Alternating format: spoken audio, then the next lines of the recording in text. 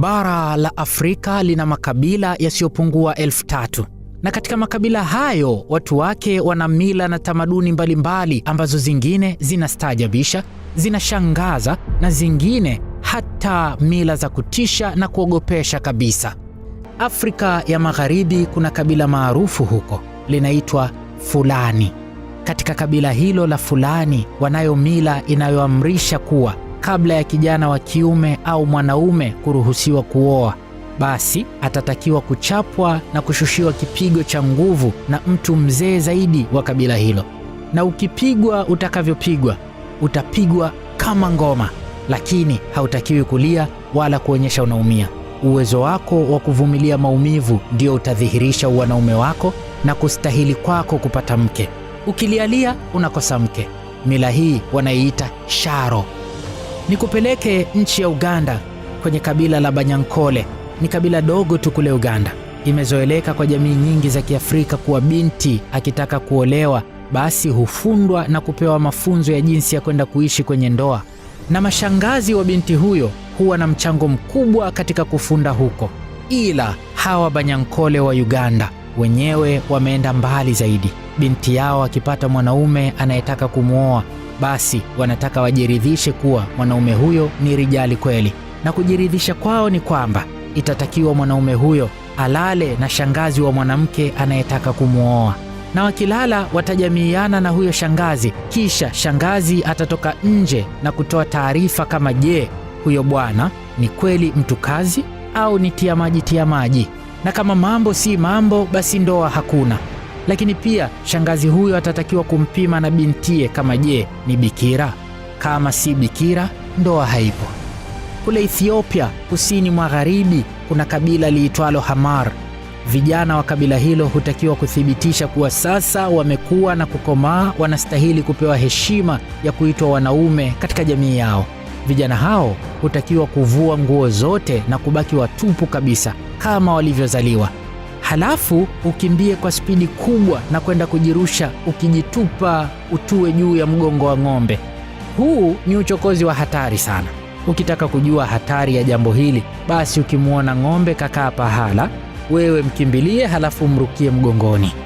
Vumbi lake litakalotimka hapo, shekhe, utatuletea habari umekutana na nini. Halafu kumbuka, wanakimbia na kufanya jambo hilo wakiwa mbele za watu na wakiwa watupu kabisa. Kisha kama haitoshi, watachukuliwa ng'ombe wengi na kupangwa kwa mstari. Halafu mbele wanasimama watu na kuwashika ng'ombe hao kwa pembe zao, na nyuma wanasimama watu na kuwashika ng'ombe hao kwa kuwavuta mikia yao. Halafu kijana atatakiwa sasa kukimbia akipita juu ya migongo ya ng'ombe hao, kuanzia mwanzo ng'ombe wa kwanza mpaka ng'ombe wa mwisho. Na ukimaliza hilo, ndio sasa kijana unaweza kuitwa mwanaume.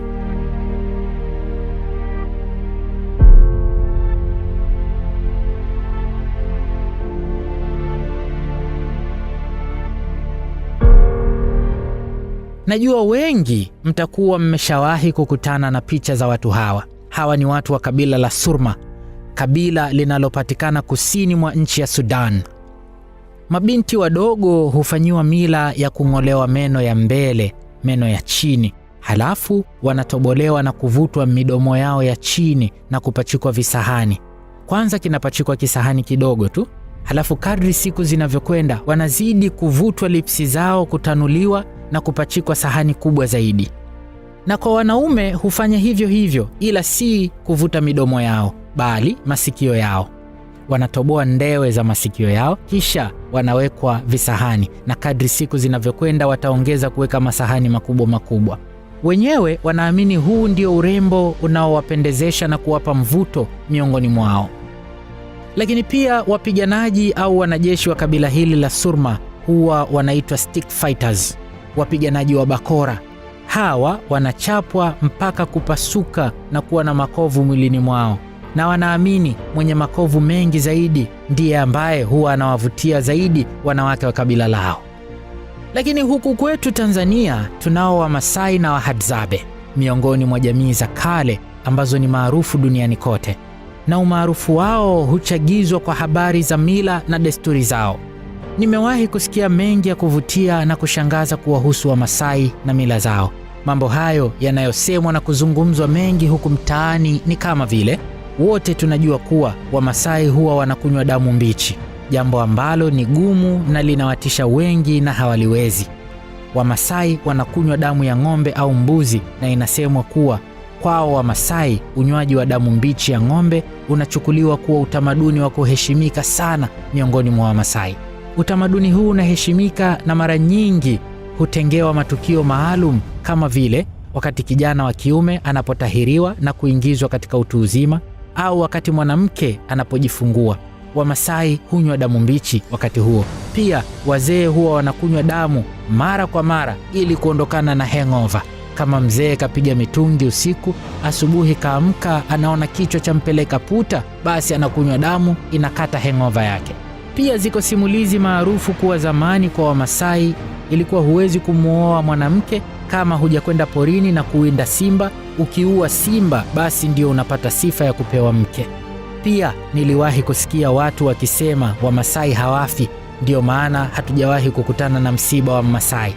Wengine walisema kuwa Wamasai wanakufa ila huwa hawawaziki jamaa zao wanapofariki dunia, ya kwamba Wamasai wanaamini kifo ni mwisho kabisa wa hatima ya mwanadamu na yeyote anayeaga dunia anakamilisha safari yake rasmi.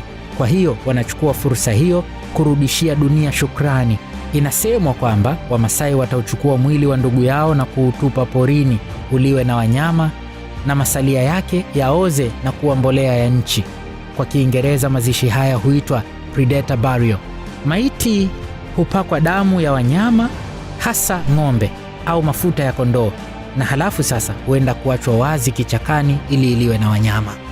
Wengine wakasema pia eti Mmasai anaweza kwenda na kuingia ndani ya nyumba ya mwenzake, kisha anakita mkuki nje ya mlango kuonyesha yuko ndani, na huko ndani atalala na kustarehe na mke wa mwenye nyumba hiyo, na mwenye nyumba akija atajua mkewe yuko ndani na mwanaume mwingine, na kinachoendelea atajua ni kwamba wanakula tunda.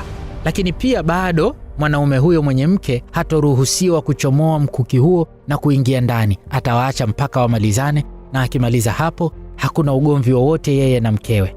Haya yote nilipoyasikia nikaona nifunge safari niende kwa Wamasai, nikakae nao niwaulize kama haya mambo ni kweli, na mengine nijionee mwenyewe na yatakayonivutia ni ajaribu pia.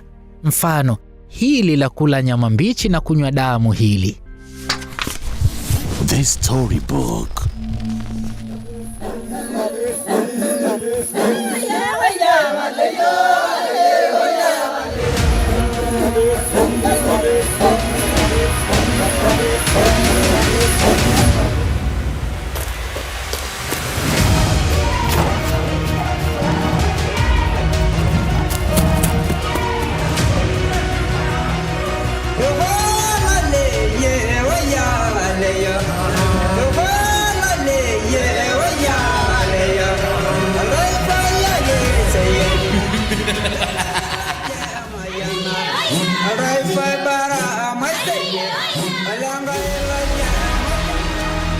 Safari yangu ikanipeleka mpaka mkoa wa Manyara katika wilaya ya Simanjiro. Huko kuna kijiji kimoja cha Wamasai kiitwacho Londoto. Nimekuja hapa na kupata mapokezi yaliyofana kweli kweli. Hakika Wamasai ni moja ya jamii zenye ukarimu mkubwa usio na kipimo. Tamani. Asante. Subai. Nilipopokelewa moja kwa moja nikapelekwa ndani kwenye boma. Kwanza kwa ajili ya kuvuliwa mavazi yangu ya hovyo hovyo ya ujana na Umarekani. Sasa nivae hasa kama kijana wa Kimasai na ndiyo tuanze kuongea lugha moja.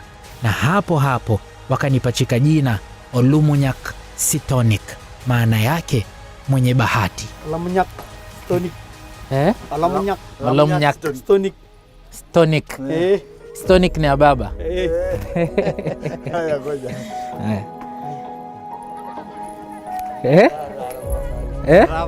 Sawa. Sawa?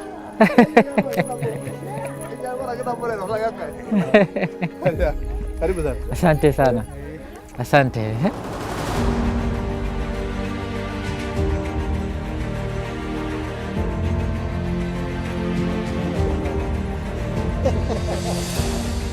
Ere sari medena dogi medena muru ara nak loh langkang ene mera. Tar hak loh bo. Hapo sasa.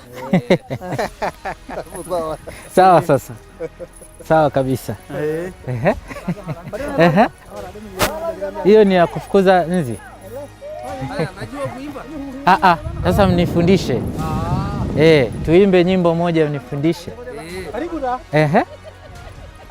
Ikae hapo. Karibu. Asante. Kwa Kimasai karibu anasemaje? Torono. Torono. Alafu unasemaje asante? Ashenale. Sasa watu wajue na jina yangu. Jina langu wengine wajue. Naitwa Olomunyak. Olomunyak. Bwana we, si nikasahau jina kamili walilonipachika. Sasa wananicheka. Olomunyak Sitonic. Sitonic. Olomunyak Sitonic. Olomunyak Sitonic. Na jina langu la mwanzo Jamal Mustafa, nataka nimpe mzee mmoja hapa ili nikienda mkimwona yeye na mimi mnanikumbuka. Sasa ndio huyu jina yako. Nafaa nikupe kichwa? Nikupe kichwa ama ni mkono tu? Sawa. Kwa hiyo tumebadilishana. Mimi nimekupa Jamal Mustafa. Mimi Jamal Mustafa. Jamal Mustafa. Mimi nakuwa Olomunyak Sitonic. Sawa. Haya. Sasa. Haya. Ni nani? Jamal. Nani? Mustafa. Lakini sikupata aibu peke yangu. Na wao nilipompa mmoja wao jina langu, naye sekunde hiyo hiyo akalisahau. Mustafa. Jamal Mustafa. Na mimi Olomunyak Sitonic. Asante sana.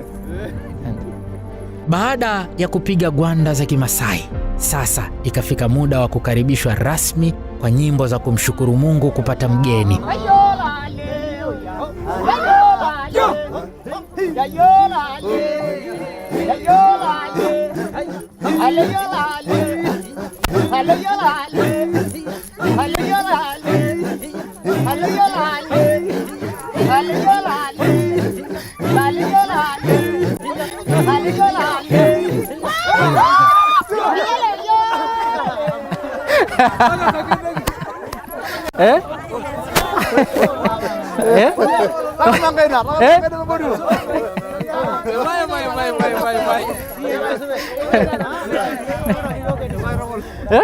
Nzuri sana.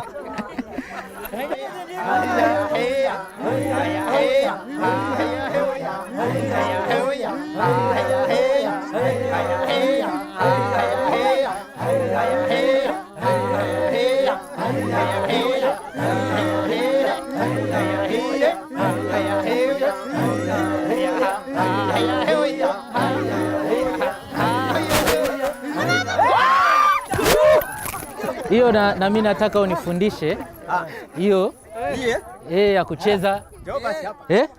Twende.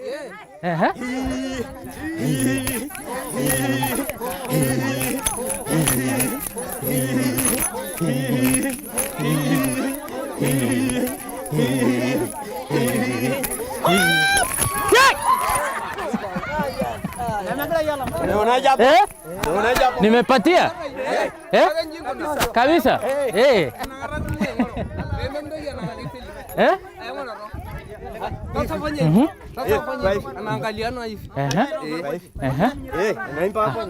Haya, sawa.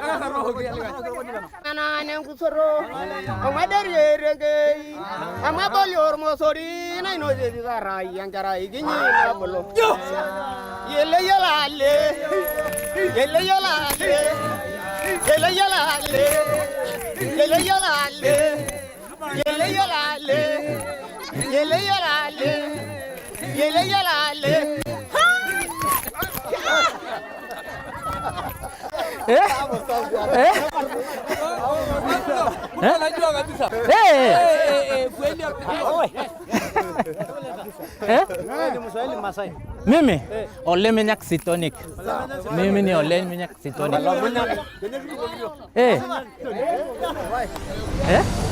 Ni yenyewe kabisa nimepiga hapo. Dunia nzima, sio tu Tanzania, dunia nzima hakuna mtu ajui Wamasai. Na mimi nazunguka Tanzania, nafanya kipindi sehemu tofauti tofauti. Nazungumza juu ya mambo tofauti tofauti ya kuhusiana na Tanzania. Lakini katika makabila yote Tanzania zaidi ya 100 na la kwanza ambalo nimeenda kwao kukutana nao na kuzungumza nao ni Wamasai. Ni hapa. Sijai kwenda popote kwingine kuzungumza na jamii nyingine au kabila lingine lolote kabla ya hapa. Kwa hiyo nataka nijue Wamasai, nasikia vitu vingi na nataka na mimi nije nione na nijaribu, na vingine nimesikia nataka nije nione mwenyewe kwa macho. Na maswali mengi. Kama tutafute hivi, mnahitaji hii kwa Kimasai? Tutafute hii tukae hapa tuzungumze. Haya. Tumeimba na kucheza vya kutosha. Mimi nimekuja huku nataka kuwajua Wamasai. Ikafika wakati wa mimi kuuliza maswali yangu na nipate majibu ya yale niliyoyasema tumekuwa tukiyasikia. Je, lipi ni la kweli na lipi ni la uzushi? Hapa nikaketi chini na wazee wangu wa Kimasai na kuanza kumwaga maswali. Mimi nasoma vitu vingi huko kwenye mtandao.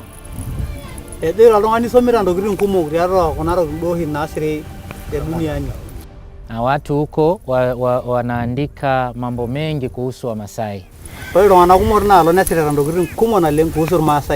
Lakini vingine mtu anaandika vitu vya kutunga ili auze vitabu vyake.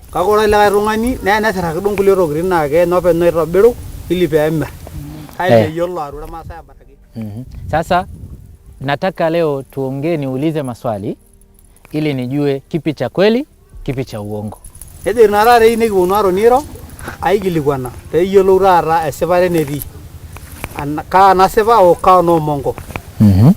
Sawa, sasa cha kwanza nataka kujua Wamasai wa kwanza kabisa.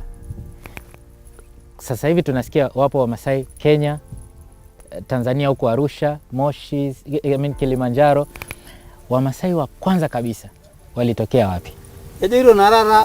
Aina yolo adoga marmasa wairarua au kaya bebu kunyir Masai bengire runo rene aina yolo ama sadakara ranjir na Arusha nedi Moshi nedi Morogoro nedi Singida nedi Kenya kaya bebu kunyi la wai ndaira na yo boni na ine damora ina siroria bene ingwa.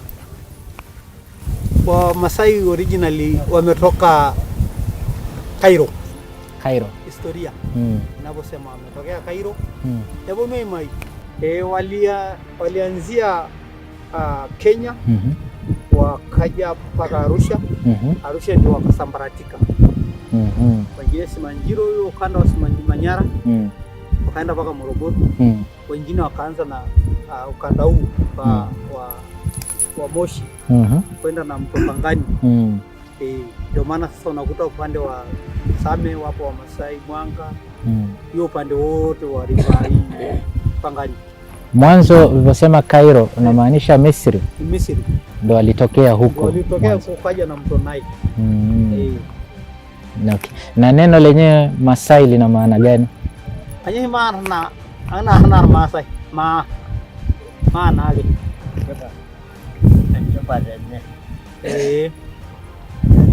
yani kwamba ni kabila yani maa ina maana ni wanaongea maa yani ndio kabila wanaloongea wao Luka. Okay. Kwa hiyo Maasai maana yake ni watu wanaongea lugha ya Maa. Okay. Sasa na nimejiuliza tangu mimi nazaliwa naona Wamasai wamevaa hizi nguo, lakini ninavyojua mimi hizi nguo zimetengenezwa labda na teknolojia ya wazungu. Kabla ya hapo Wamasai walikuwa wanavaa nini? Ndio raro yule ni rangu vya bulu kadala kira Maasai shobro kolagara kakara dua dore kolagara hinagi ndogri ngale sunguna irura bero mahini na irabro ake kama bar diamaru nya bishoro Maasai diamaru kipindi cha nyuma huko wanafaa ngozi za kondoo. Kondoo inapochinjwa wale ile manyoya wanatoa yani inakaushwa, inatolewa ile ngozi, inakuwa napakwa mafuta, inakuwa laini, ndio watu wanafaa ndio nguo zao za zamani. Ndio ukitazama Wamasai huoni mahali wakilima labda kwenye swala la chakula tangu zamani ilikuwa wanategemea kula nyama tu na ng'ombe ama edire ora pari hapa pakara ranjiro medalde wena gira Maasai ndaru horo kanyo hapa ndanera diamarua tena kulora eva bala mei na kwende ni kwamba yani samani wao watu wanaishi tu kwa ajili ya nyama na maziwa. Kipindi cha kiangazi wanachukua ile damu ya ng'ombe anaweka kwenye sufuria ikishaganda wanapika pale, wanakata, wanatengeneza miti kama kisu sasa nakata vipande vipande natoka kama nyama ambao huku tunasema ingondeke. Kwa ng'ombe yani inashikwa, ng'ombe iko hai au uli ng'ombe ni kwamba inafungwa shingo, kuna mshale ya kutolea damu wanatoa kiasi fulani kwa hii ng'ombe, kwa hiyo wanatoa paka itoshe wale watu ndio sasa wanapika wanakula, ndio chakula. Okay. Paka mvua itakaponyesha. Na kama damu hiyo inapikwa hivyo na nyingine tunasikia kwamba huwa wanakunywa ikiwa mbichi, hiyo inakuwa ni kwa wakati gani inanywewa ikiwa mbichi? Kama sargalo isrago jarok ka itia kare ogi anagare rogisho ne nerero gege sasa na hapa na sasa hiyo damu kuna kipindi sio kila kipindi, kwa sababu kipindi cha kiangazi ng'ombe simekonda sina afya. Kwa kusema uchukue damu ile mbichi kunywa haina nguvu. Kwa kipindi cha mvua sasa, mvua imenyesha, ng'ombe simenona, ndio kuchukua ile damu ni vizuri, ni dawa kwa kifua pia, hata kwa mtu akipata labda tatizo labda ameumia wanachanganya na dawa za asili. Ndio nikitamani kunywa mimi leo jioni utapata. Jioni nitapata? Ndio. Kweli? Jioni nataka ninywe mimi. Leo? Jioni. Leo. Leo? Kwa hiyo kama wewe unahitaji, inategemea tu na wakati wako. Kama tasubiri ng'ombe irudi utaweza kutengenezewa. Lilipofika swala la kunywa damu, waliponieleza tu ukweli wake, basi na mimi si nikatamani kunywa, nikaagiza achinjwe mbuzi na tunywe damu na kula nyama mbichi pamoja.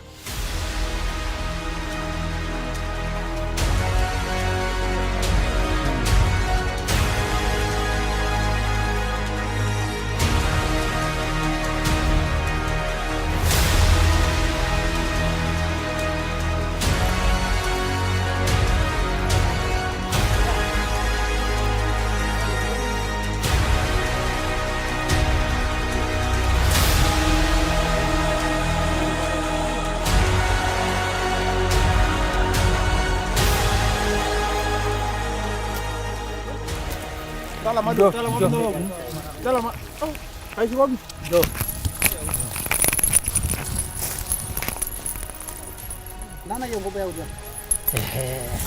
Hauna bro. Nikimaliza.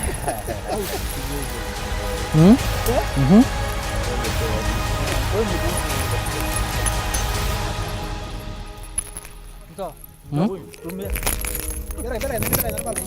Ayam. Angalia kule.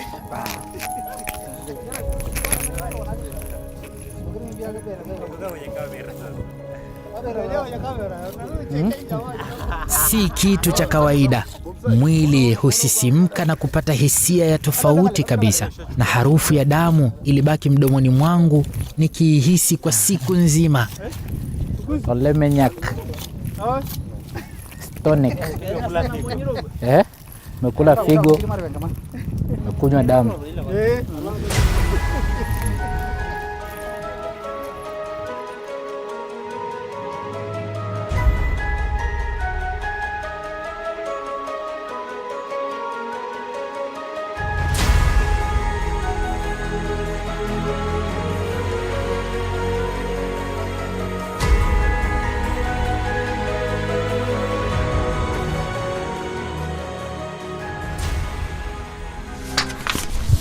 The Storybook. Kwa sasa hivi Tanzania, huko jamii zingine, makabila mengine, watu wake wana dini mbalimbali, wengine Waislamu, wengine Wakristo. Kwa Wamasai, wao imani yao ya mwanzo kabisa, je, kuna Mungu wao wanamwabudu, anaitwaje huyo Mungu, au dini yao ikoje?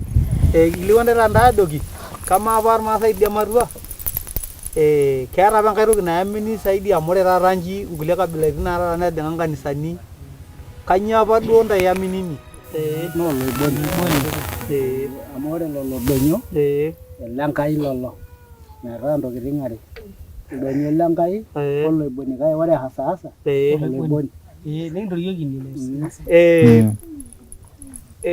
Wamasai toka walipoanza walikuwa na imani yao, na imani yao kweli ilikuwa ni strong kwa sababu wanaamini milima na mito. Pia walikuwa wana waganga wao wa mila ambao kila muda kipindi kama mvua hajanyesha kwa miaka miwili wanaenda kwa ule mganga wao wanatengeneza mambo yao, mvua inaweza nyesha. Kila muda imetokea kama ugonjwa fulani ya milipuko wanaenda wanaweza namna ya kukinga. Ndio. Kwa hiyo imani yao sana sana ya dini ilikuwa inaitwaje? Au hawakuwa na dini yenye jina fulani kabisa? Ndio. Au Mungu wanaomwabudu? Oleiboni. Oleiboni. Yeah. Ni mganga. Yani kwa tukienda kwa Kiswahili yani yani walikuwa na Oleiboni. Kuna mganga rasmi ambaye ilikuwa inachaguliwa kabisa, ambaye ni mganga mkuu, ambaye inayo shida yote ikitokezea tunaweza kukusanyika, tukienda kufika pale shida imeisha. Okay. Sasa kule Dar es Salaam kuna utani, watu wanaongea. Ukitafuta kitu ambacho ni ngumu sana kukipata, wanakwambia hiyo huwezi kupata, ni kama kutafuta msiba wa Masai. Yani watu wanaona hawajawahi kuona Masai akiwa labda amekufa. Na wengine mpaka wana story kwamba Masai akifa hazikwi, wanamchukua wanaenda, wameandika huko kwenye mitandao, wanaenda kuachwa porini aliwe na wanyama.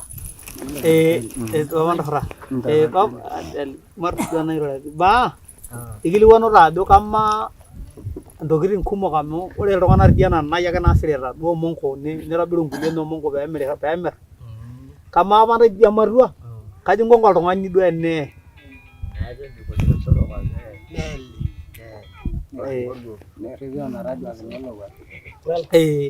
miaka ya nyuma au kwa historia hiyo ya Wamasai kuna watu kufa kweli, lakini kwa tamaduni yao ilikuwa na kama ni mtu mzima akisha kufa na pakwa mafuta ya kondoo au ya dume ambao alichaguliwa ambao ni ya baraka, anapelekwa mbali.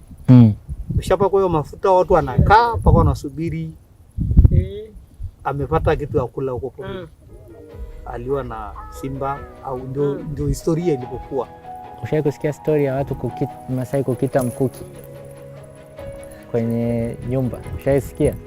Kwamba sasa wanasema hiyo story kwamba unaweza kwenda kwenye Nyumba ndio boma. Boma ya mtu, uende uingie, ukifika ukikita mkuki nje, utaingia ndani, unaweza ukashughulika huko na ukatoka uende zako.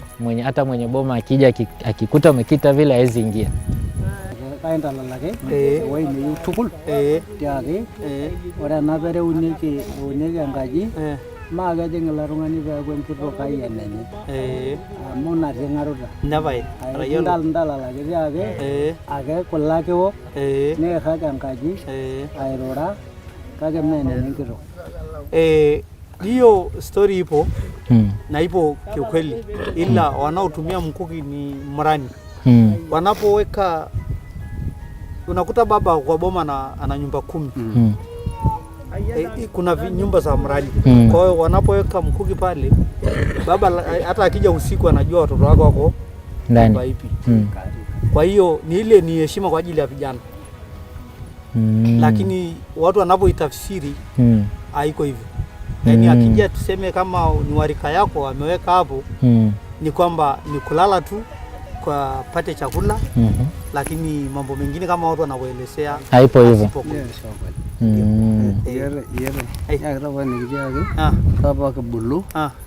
Na ngaji ko modi baba kiara. Ore la baba, bebe kalcharo lai kuna kijinaji. Ere dengaka kalala jilene. Nemitoki altung'ani kinyi pookin narum naji natii ilcharo la humaroro. Kwamba pia hiyo kwa sababu nyumba ilikuwa ya juu inasekwa kama hapo chini. Yaani hakuna majani, udongo yote. Kwa hiyo mzee sasa akija ana lifimbo lake kama hilo. Anapoweka juu pale, juu ya paa. Yaani hakuna mtu mwingine mdogo au kijana yote mwingine yote atapita maeneo yale. Hata mwenye boma akija atajua hii ni mzee wa rika yake. Yaani anaweza kuingia kwa sababu ni mtu wa rika yake. Lakini wa vijana hawaruhusiwi tena. Lakini anaingia kwa taratibu sasa. Alama ya kuonyesha kwamba mzee yuko ndani. Heshima ipo. Sawa. Na tulisikia kwamba ukitaka kuoa kwa kijana wa Kimasai inafaa utalazimika uende ukawinde simba, uwe simba ndio uje upate mke.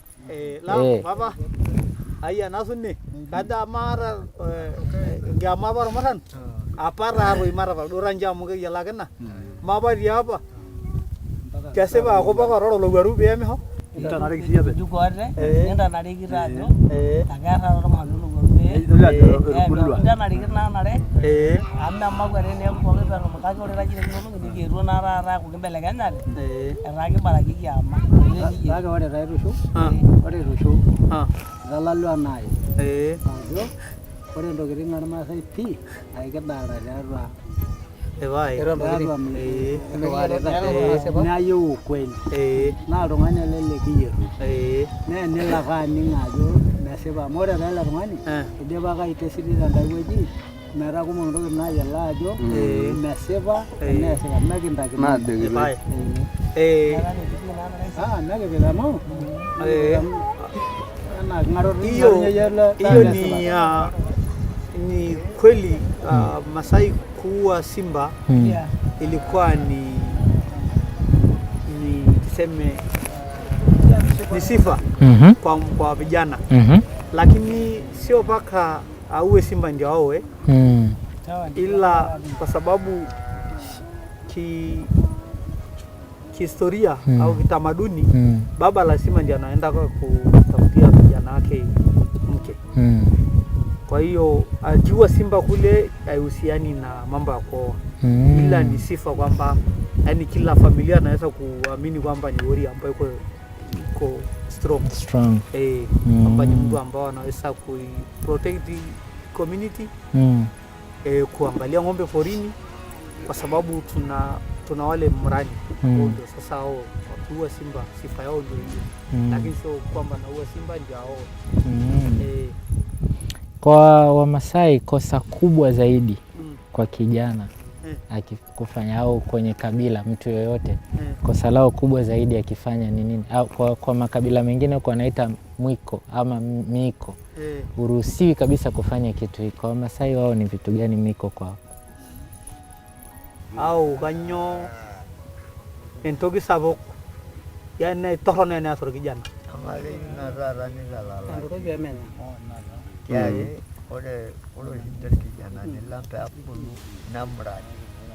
Nemizo jero mulai au gangkarote nendo kule kabla bedi al lawai mo. Merade nelo ndwere manyana nyaga ndade. Nanangiri na yani hapo katika jamii yetu kitu ambao kubwa ni mwiko ni kijana anapofikisha miaka 18 ndio anapelekwa jando. Akishaenda jando kuna vitu ambavyo ruhusiwa kabisa kufanya ambao ni mwiko. Kwanza kunywa hata maji akiwa peke yake. Haruhusiwi kunywa maji akiwa peke yake. Akiwa peke yake. Kula chakula akiwa peke yake. Kula nyama ambao wamama wameipika. Yaani ni mwiko. Yaani hiyo hata kama wako wengi hawaruhusiwi kula nyama ambao mama wameona. Ila kitu mwiko zaidi ni hiyo kula chakula mwenyewe au kula nyama hiyo wana. Kwa hiyo nyama anayokula Masai inatakiwa isipikwe na mama. Yani kwa vijana. Kuna kipindi kifika inafanywa sherehe kubwa yani Tanzania na Kenya yote itachanganyikana kwa ajili ya hiyo sherehe. Hiyo sherehe itakapomalizika yani wapo sasa ndio wanaruhusiwa hiyo sherehe siku hiyo ndio wake hilo rika wake zao wanawalisha sasa mabwana zao. Kwa kuanzia hapo sasa anaruhusiwa kula. Lakini ukiwa mrani kuanzia miaka 18 hadi miaka 20 mbeleni hauruhusiwi kula mwenyewe chakula yote au kunywa maji. Yaani uje tu from nowhere umefika ndani hapa hakuna mwanaume mwingine, hakuna baba ambao alioko hapo. Unachukua maji unakunywa ni mwiko. Na inaweza hata kukusuru kabisa hiyo. Hata nyumbani kwako? Hata kwako. Lakini maana yake ngoja maana yake la msingi Wamasai walitengeneza hiyo. Wamrani ni ndio askari ya Wamasai ambayo inaitegemewa na watu hawalingani. Kwa hiyo yule ambaye haina chochote ili abebe na yule ambaye anayo. Ndio maana ikawekwa hiyo mwiko ili wawe wanaitana wanakula kwa pamoja. Hata kipindi wanapoamua kwenda kula nyama porini, hata kama ni domikuni, wewe una ng'ombe moja, uache nyumbani kwa sababu lazima ubebe na wewe uende ukale nyama. Ile kesho kutwa shida yote ikitokezea na wewe una nguvu kwa sababu unategemewa na wewe. Mpaka mwisho ya rika iwekwe kwenye wase. Ndio hiyo kitu inaachiwa. Ukija kwako unakula chochote. Aha. Na wanasema Wamasai ni wakali sana au wana hasira sana. Na wengine wanasema inatokana na kula nyama au kunywa ile damu. Ni kweli? Kweli Wamasai hata wewe ukiamua mwaka kesho useme na mimi nataka niende na watu porini kula dawa.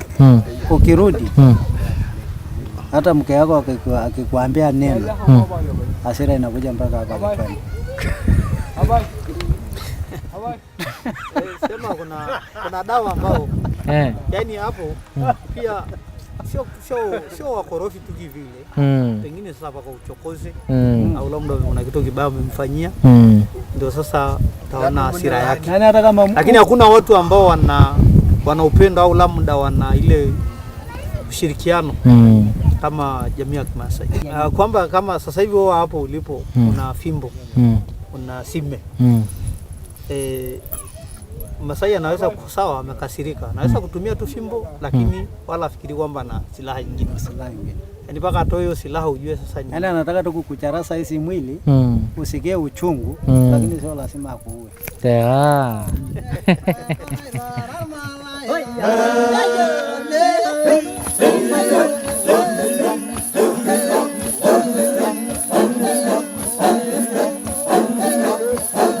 Tulipokuwa tukila nyama, haikuchomwa ikaiva kama mlivyozoea. Ilikuwa ni kama imekaushwa tu damu ya juu juu, ila ndani nyama ile ukila bado ni mbichi. na wala wenyewe hawali kwa chumvi wala hawatii ndimu wala pilipili wala hawana kachumbari. Wanasema huo sio wanaume. Kwa wenye roho nyepesi ni lazima utatapika, lakini mimi nikala nao vizuri tu.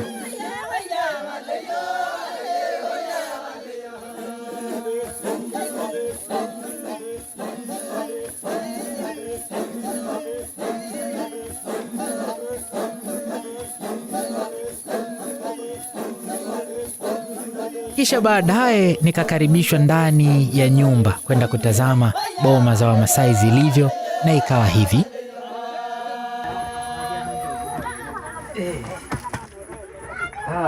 Hiki ndio kitanda. Hii ndio kitanda. Hii ndio ngozi. Hii ni ngozi ya ng'ombe. Na kitanda chini kimetengenezwa kwa miti. Miti tu unaweza kuchungulia. Unaweza kuweka vitu vyako. Watoto wa mbuzi wanaweza lala. Hata analala kipande hiki. Naweza kulala hapo? Sie. Kawi. Ora mama. Hata kukaa hapa na kula lomoni. Na kula lomoni. Dada wase. Kitanda kiko comfortable sana. Kitanda kwa neno la Kiswahili zuri tusemeje? Yaani ni kizuri mno kwa sababu unaona vile ambavyo huwa mnalala kule mjini, mara nyingine unaweza ukalala kwenye godoro ukawa unaumia mgongo na unaenda kulala chini. Sasa ile feeling, ile hisia unayoipata unapolala chini ndio inataka kufanania na hiki kitanda comfort yake. Lakini hii ngozi yani iko smooth. Yenyewe ni dawa ya mgongo. Ni smooth na ni dawa ya mgongo kabisa. Unapolala kwa hii hautasikia mgongo unauma kabisa. Hata kilala hivi mpaka kucha. Hata sikia. Yaani ni raha sana kulala hapa. Ni kitanda ambacho ni kizuri sana, na nyumba yenyewe ilivyowekewa na mavi ya ng'ombe kuchanganywa na udongo juu majani. Kwa mchana usikii joto, usiku usikii joto. Nyumba saa yote inakuwa na hali nzuri. Na hali huwezi kusikia joto, huwezi kusikia baridi sana. Ndio. Hiyo iko vizuri. Na hapa ndo panapofaa kulala hapa. Mimi nitalala hapa. Karibu sana. Asante sana.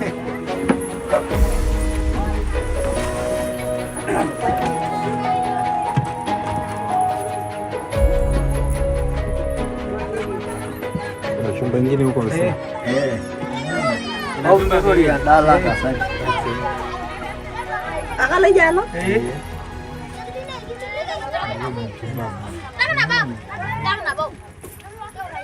Naenda chumba cha mama. Naona hapa chumba ina vidirisha vitatu vidogo.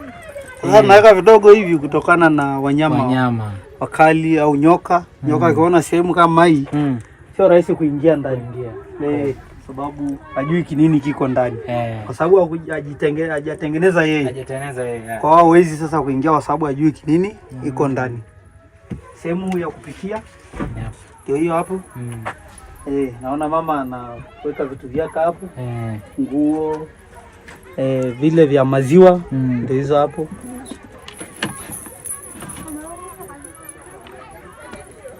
Kwa hiyo ndio hivyo. Kwa hiyo mama huku na watoto, baba analala pande ule kule. Okay. Sawa sawa. Hii ni nini inakuwa inapikwa hapa? Uji. Ndio. Sawa. Haya dada bwana. Unaona hichi ni kama kichanja. Unaweza kuweka sufuria ya chakula ya maziwa. Unaweza kuhenga hapa mpaka hawezi kupanda sababu hana pa kupandia. Kweli.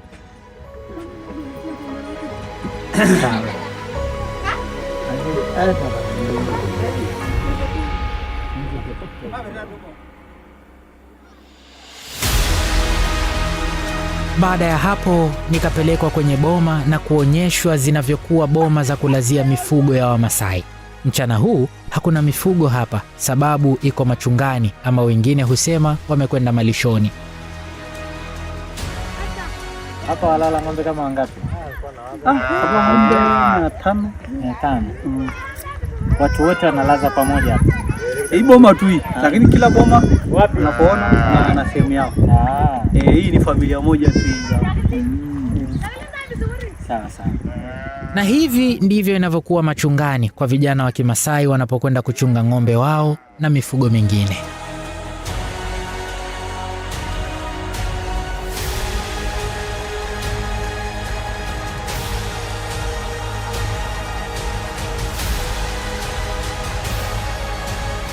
Leo imekuwa ni siku nzuri sana na ya kipekee na tofauti na experience nyingi sana ambazo mwanzo hatukuwahi kuziona, hatukuwahi kuzipata. Hapa tumekuja katika kijiji cha Londoto, ni wilaya Simanjiro katika mkoa wa Manyara. Katika kijiji hiki tumepokelewa vizuri sana. Mimi nimepata jina hapa la Kimasai, sajiliwa katika ukoo unaitwa Siria. Mesajiliwa katika ukoo wa Siria na nimepata jina la Olemenyak Stonic, na pia tumechinja mbuzi pamoja, tumeonja damu, tumekunywa, tumekula maini mabichi, tumezungumza pia la muhimu, tumezungumza mambo mengi sana kuhusiana na asili ya Wamasai, wameanzia wapi, wametokea wapi, kwa nini wanaitwa Wamasai, mavazi yao, vyakula vyao, tamaduni na mila zao na mambo mengine ambayo yalikuwa yanapotoshwa na watu wengine, yanatajwa lakini hayakuwa na ukweli ndani yake.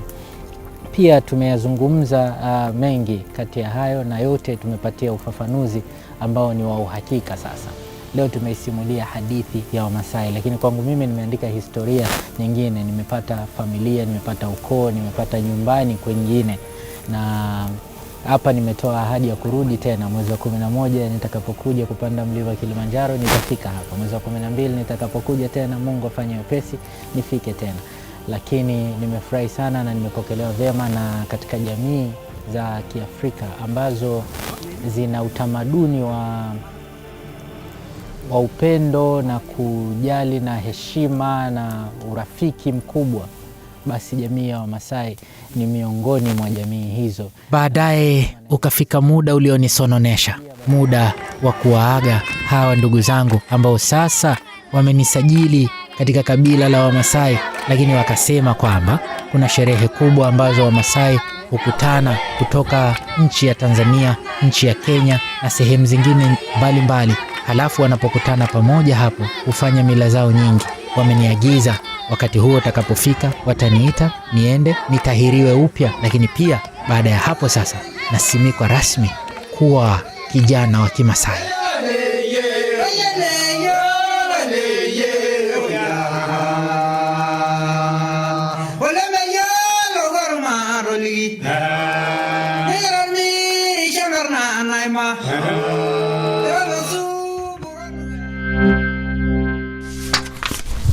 The Storybook. Oh yes. Acha nikukumbushe tena, kama wewe ni mpenzi wa saa nzuri, basi Oda Stores ndilo duka litakalokidhi haja yako. Ndio walionivalisha mimi hii leo, iwe saa za kiume ama za kike, zote utazipata dukani kwao. Duka lipo Kariakoo, mtaa wa Msimbazi, au wapigie simu nambari 0685304952 au wafuate Instagram Oda__stores.